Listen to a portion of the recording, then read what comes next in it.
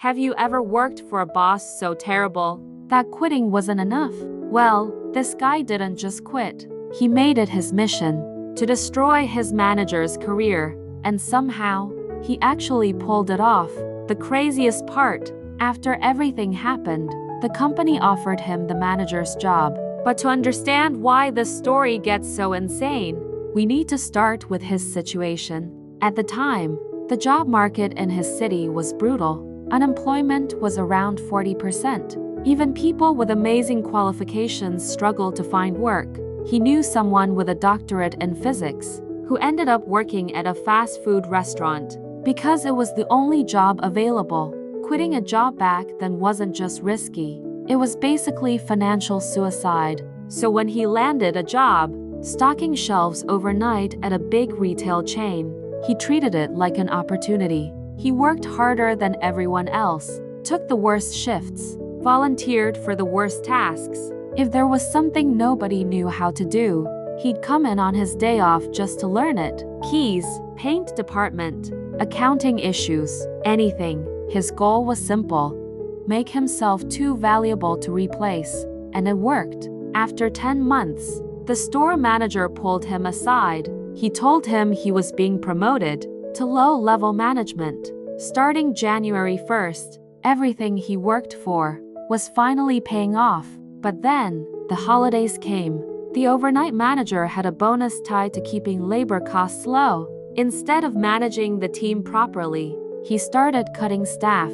Shifts that needed 5 or 6 workers suddenly had 2. When work didn't get done, he threatened everyone with write-ups. Employees were assigned 13 hours of work to finish in 6 hours. If they didn't stay late, they got written up. People stayed, skipped breaks, skipped lunch, worked overtime, just to survive the shift.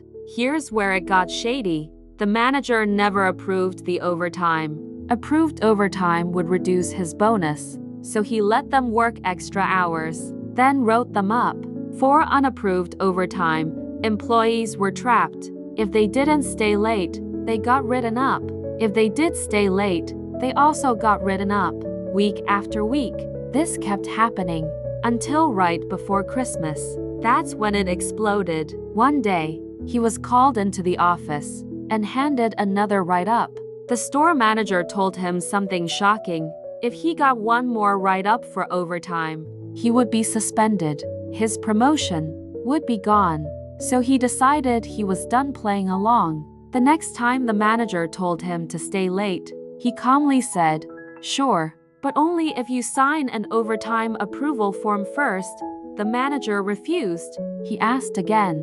Same answer. Suddenly, the manager snapped. Instead of approving overtime, he wrote him up for abusive actions toward management and undermining store policy.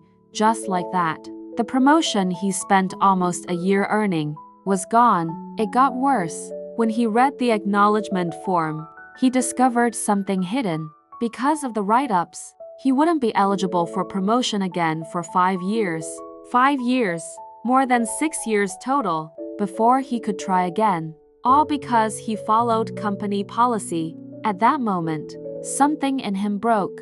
Instead of signing the form, he grabbed a Sharpie, wrote F off across the manager's brand new desk, walked out, handed over his vest and name tag, shredded the write-ups, and tossed them into the air like confetti.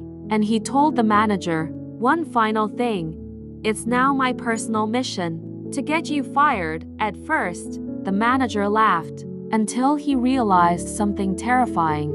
The only person who knew how to do several critical tasks had just quit. Suddenly, the manager panicked. He ran after him, offering deals, overtime approval, part of his bonus. He even tried to reduce the 5-year penalty, but it was too late. What the manager didn't know was that this employee had been preparing for months. Because of a workplace accommodation, he could carry a voice recorder. After the first overtime write-up, he started recording everything. Every demand for unpaid overtime, every shady instruction, every threat. For months, by the time he quit, he had nearly 18 hours of recordings. He went home, uploaded everything to his computer, emailed it to corporate, CC'd every store manager and compliance officer in the district. When he came back to pick up his paycheck, the manager was gone, fired. On the spot, corporate tried to win him back. First, they offered him his promotion again. He said no. Then, they offered him his former manager's job with a $73,000 hiring bonus.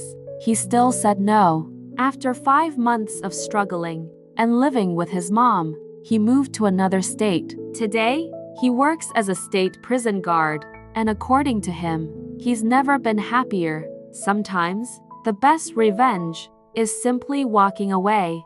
Thanks for watching. Subscribe.